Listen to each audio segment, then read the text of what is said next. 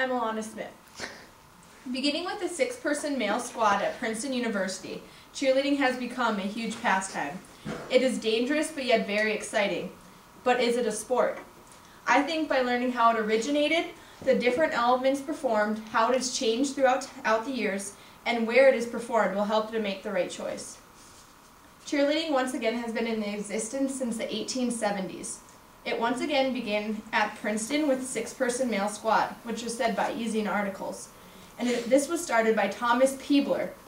They would perform at football games, and then 3 years later, Thomas Peebler moved to Minnesota, where he introduced cheerleading to the University of Minnesota. It was on November 2nd, 1898, where Johnny Campbell started cheering at a football game.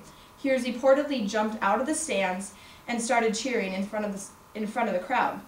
This was for a football game again. That became known as the first male squad, and it also gave rise to the first fraternity, Gamma Sigma. It was said that the reason males were cheerleaders is because they had deeper voices and they were more projecting.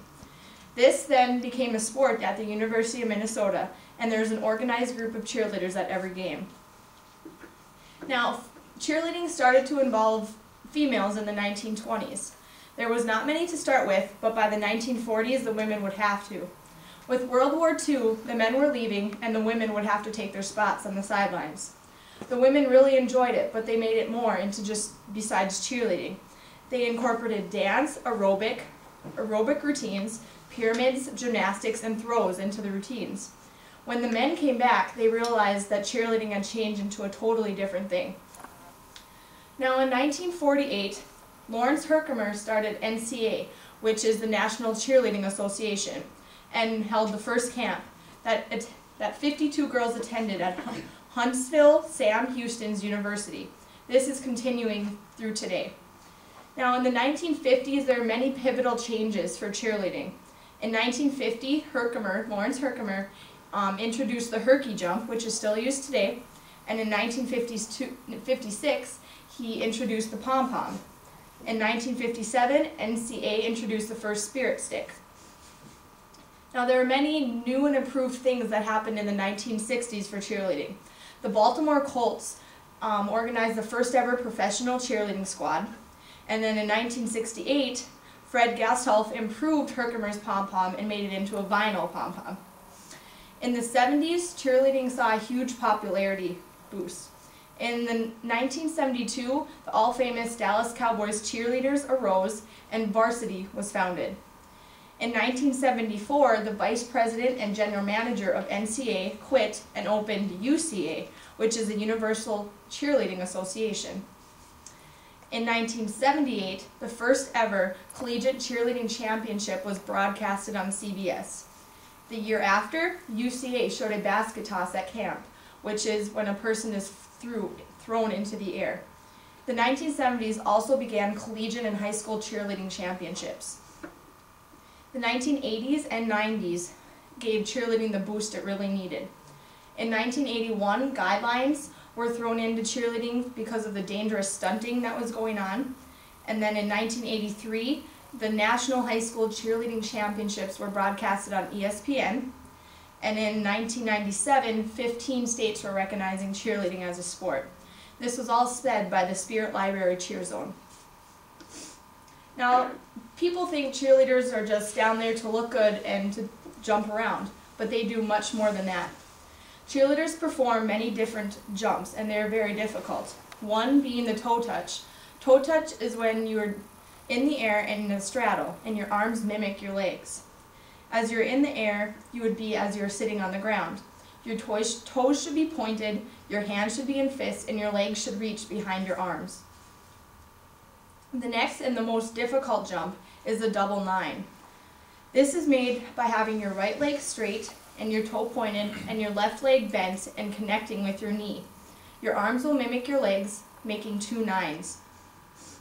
These jumps are very difficult and require coordination and concentration. These are just a few. Now there are also many stunts that are performed in cheerleading, which are the most interesting but also dangerous.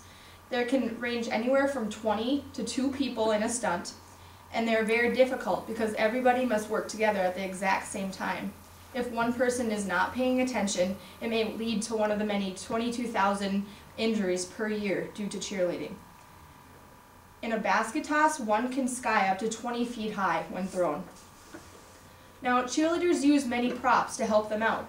They use megaphones, which is a funnel-shaped object that you yell into and it projects your sound. They also use pom-poms, which is a bundle of vinyl, and they come in all kinds of colors. They add pizzazz and showmanship to a routine or cheer. They also use signs. This can show the crowd what to say. For example, go fight, win.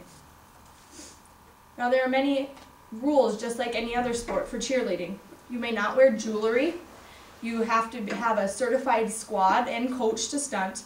You get certified by going to a camp to learn the guidelines for different stunts. This is very important with large groups. Now, you also have to have a certain number of bases and spots per each stunt. A base is a person who holds a foot, and a spot is someone who makes sure the person in the air isn't going to fall. Cheerleaders also have to have a certain number of practices in before a competition or game. Now, a lot of people think, oh, the only people that are cheerleaders are girls, right? Well, there are many famous people that aren't girls that have also been cheerleaders. Some of them, as in Jimmy Stewart, Samuel L. Jackson, George W. Bush, Paula Abdul, Halle Berry, Dwight Eisenhower, Steve Martin, Madonna, Katie Couric, Sandra Bullock are just a few. And this was all said by American Internet Cheerleading magazine. Now, cheerleading is a very serious sport. Stats show that cheerleading causes the most injuries out of any sport. It is very dangerous, but yet it is very entertaining. Gymnastics, dance, and cheer moves have all been incorporated into cheerleading, making it not just only cheering, but also other sports. You must be very strong for jumping and stunting. It is not easy, and it should be taken seriously. Cheerleading has come to be from yelling for a team to entertaining the crowd. Competitions take place, and in history as entertaining, it has been a difficult sport, and it's a difficult sport that has been ever invented.